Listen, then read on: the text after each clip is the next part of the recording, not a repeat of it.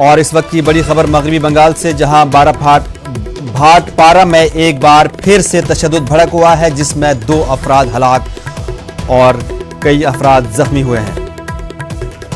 जख्मी अफराद को कोलकाता लाया गया है। आम इंतखाबात के आखिरी मरहले की वोटिंग के दिन से यहां पर हालात कशीदा हैं। सियासी तसल्लुत की लड़ाई में इस हालात यहां पर बहुत कशीदा हैं। बीजेपी लीडर अर्जुन सिंह का इलाका है भाटपारा में और उनका उसमें दबदबा है। आपको बता दें कि मगरबी बंगाल के भाटपारा में एक बार फिर से तशद्दुद हुआ है, जिसमें 2 अफराद हलाक और कई अफराद जख्मी हुए हैं। जख्मियों को कोलकाता लाया गया है। यहां पर आम इंतखाबात के आखिरी मरहले की वोटिंग के दिन से ही हालात कशीदा बने हुए हैं और सियासी तसल्लुत की लड़ाई में यहां पर हालात बहुत ही कशीदा हैं।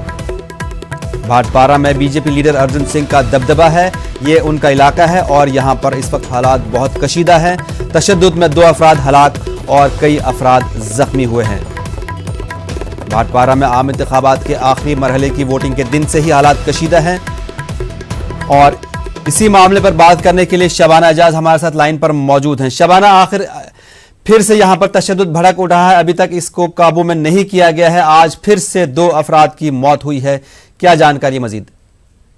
देखिए, बिल्कुल जब लोकसभा इलेक्शन के आखिरी मरहले की जब वोटिंग थी उसी वक्त यहाँ पे तशद्दुद हुआ था और ममता बनर्जी ने जो ये इलाका है कानकिनारा का इलाका, यहाँ से ममता बनर्जी ने ये अपने एक एमएलए जो शारदा मामले में जो है वो फंसे हुए थे, उन्हें जो है उम्मीदवार बनाया था।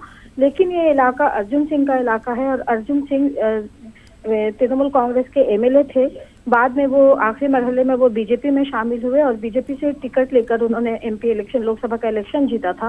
उसके बाद से ही जिस तरह से इलेक्शन के दिन, आखिरी मरहले की वोटिंग के दिन जब वोट डालने के लिए लोग निकले तो लोगों की तरफ से एलिगेशन लगाया गया कि उन्हें वोट डालने नहीं दिया गया।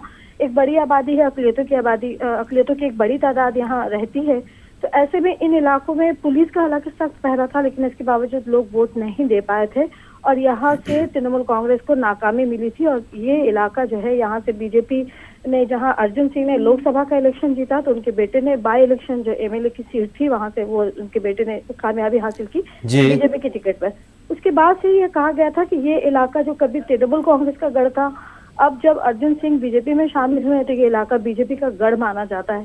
तो ऐसे में 2 पार्टियों की तसल्लुत की लड़ाई है, सियासी जो है वो अपने आप को सियासी मजबूती की लड़ाई है कि कौन पार्टी यहाँ अपना दबदबा कायम रख पाता है। आप देखें कि अभी हालिया दिनों में ममता बनर्जी यहाँ एक पीस मीटिंग की थी और जिन्होंने कहा था कि जो लोग भी तशद्दुद में मुलविस हैं उनके खिलाफ सख्त कार्रवाई की जाएगी। उसके बावजूद जो है हालात जो है वो नहीं संभले हैं और आज एक तरफ से बम फेंका जा रहा है। आज जो तशद्दुद हुआ है ये किस तरह से हुआ? मतलब आपस में लोग भिड़े हैं, लड़ाई हुई है या बम फेंके गए हैं? और ये भी देखा जा रहा है कि जहां पर अक़लियती फिरके के लोग ज्यादा होते हैं उन्हीं इलाकों में लगभग ज्यादातर इस तरह से तशद्दुद हो रहा है। देखिए, ये इलाका जो है वो मिल मजदूरों का इलाका है। यहाँ बड़ी तादाद में मिलें हैं और दूसरी रियासतों के लोग यहाँ आकर आबाद हुए हैं, मिलों में काम करते हैं। तो एक तरह से मिल मजदूर का ये इलाका है, पसमानदगी है, यहाँ पसमानदा लोग हैं और दोनों ही फिरके के लोग आपस में मेल मिलाप से यहाँ रहते थे। ये इलाका काफी फिरका वाराना मांगे के लिए काफी मजबूत माना जाता था। लेकिन जिस तरह से सियासी तसल्लुत की लड़ाई शुरू हुई है, अगर एक तरफ अर्जुन सिंह का ये कहना, हमने अर्जुन सिंह से भी बात की थी, उन्होंने भी कहा था कि वो हालात को बेहतर बनाएंगे, लेकिन हुकूमत जो है वो उस तरह से हालात को बेहतर बनाने में हुकूमत का ताउन नहीं मिल रहा है। तो एक तरह से जब तृणमूल कांग्रेस के सिपाही थे अर्जुन सिंह, फिर जब वो चेहरा बदलते हैं, पार्टी बदलते हैं, बीजेपी में शामिल होते हैं, तो बिल्कुल सियासी चेहरा जो है बिल्कुल बदल जाता है, इलाके के हालात बदल जाते हैं। तो ऐसे में दोनों ही पार्टियों को सोचना चाहिए कि वो अपने अपने सियासी मफाद के बजाय अवाम के मफाद को सामने रखकर और जो फिरका वाराना हमांगी है इसको नुकसान ना पहुंचे, इस पर जो है वो किस तरह से मजबूती से काम करें। तो पीस रैली की गई, पीस मीटिंग की गई। हालांकि आप देखें कि पिछले दिनों जो तस्वीरें आई थी कि पुलिस की तरफ से दोनों ही फिरके के लोगों को लेकर के जो है अमन मीटिंग बुलाई गई, लेकिन इसके बावजूद अगर हालात आज भी बिगड़े हैं और 2 लोगों की मौतें हुई हैं, तो कह सकते हैं कि आने वाले दिनों में अगर अभी भी कोई खास दोनों ही पार्टियां मिलकर अगर कोई मजबूत कदम नहीं उठाती हैं तो यहाँ के हालात और भी बिगड़ेंगे। पिछले दिनों भी इस तरह से 2 लोगों की मौतें हुई थी। अभी भी जो लोग घर छोड़ चुके हैं वो कैंपों में रह रहे हैं, तो उन्हें घरों में वापस लाना भी हुकूमत की जिम्मेदारी थी कि उन्हें किस तरह से उनके घरों तक वापस लाया जाए।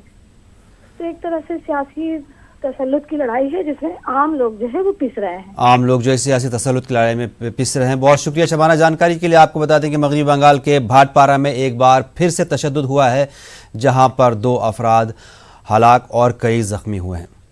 आगे बढ़ते हैं। 1990 में पुलिस तहवील में हुई मौत के मामले में साबिक IPS अफसर संजीव भट्ट को उम्र कैद की सजा सुनाई गई है। गुजरात की जामनगर की एक अदालत ने यह फैसला सुनाया है। अदालत ने हेड कांस्टेबल प्रवीण सिंह झाला को भी उम्र कैद की सजा सुनाई है। 1990 में जामजोधपुर में यह वाक़या हुआ था। दरअसल 1990 में जामजोधपुर में फसादात हुए थे। इस दौरान तकरीबन 150 अफराद को गिरफ्तार किया गया था। उस वक्त संजीव भट्ट जोधपुर में SP थे। बताया जाता है कि पुलिस तहवील में लोगों की पिटाई की गई थी, जिसमें से प्रभुदास नामी शख्स की मौत हो गई थी।